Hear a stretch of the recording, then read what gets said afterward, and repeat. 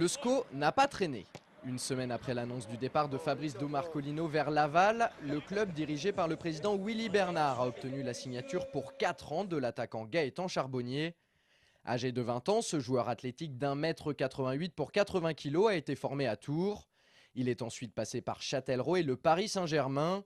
La saison dernière, le néo-angevin a disputé 27 matchs et inscrit 13 buts dans le championnat de CFA sous les couleurs parisiennes. Après les défenseurs Anthony Wasfan et Thomas Mieniel, Gaëtan Charbonnier est le 3e renfort d'Angesco en vue de la saison prochaine. Les handballeurs d'Angers-Noyant ne sont plus qu'à un pas du premier titre de leur histoire. 15 jours après avoir validé son billet pour la 2e division, la bande à Grégory Lécu a pris une sérieuse option sur le titre de champion de France de National 1.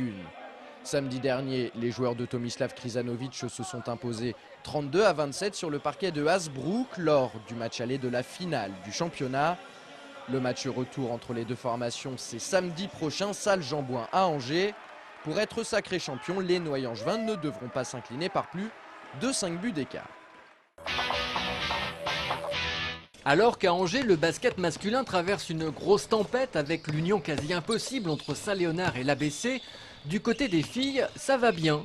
Montée de National 3 en National 2 la saison dernière, l'Union féminine Angers Basket a vécu un début de saison difficile avant de finir en trombe à la 6e place. Et dès à présent, le club voit plus haut pour la saison prochaine.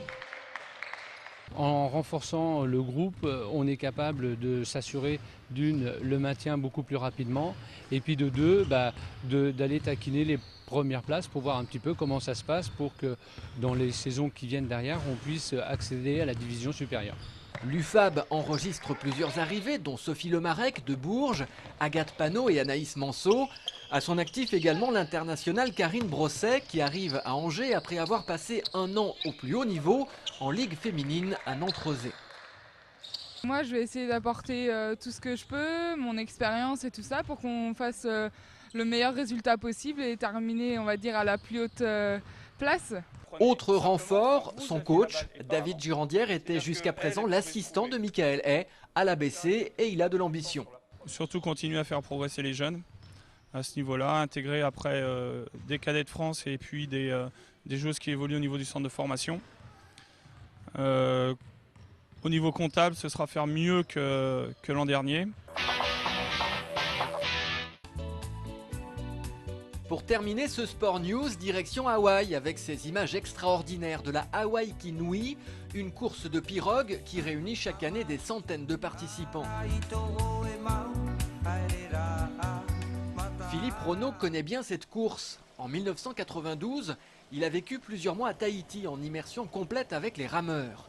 À l'époque, il préparait les Jeux de Barcelone. Il faut dire que 4 ans auparavant, il avait décroché la médaille de bronze aux Jeux de Séoul en canoë biplace.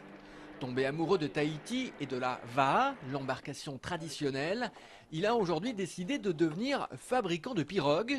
Son entreprise est installée à Montreuil-Junier et ce week-end, il faisait essayer ses créations au lac de Maine. On a même trouvé un Tahitien qui a donné son avis. En fait, chez nous, on n'a pas de pirogue V2 à 2 places et les cales sont interdites chez nous, donc j'ai jamais eu l'occasion d'essayer une pirogue avec des rives. T'en penses quoi? Ça change et c'est marrant. C'est marrant et surtout efficace. Ces pirogues sont rapides, stables et maniables. Philippe Renaud est l'invité de Sport 7 cette semaine.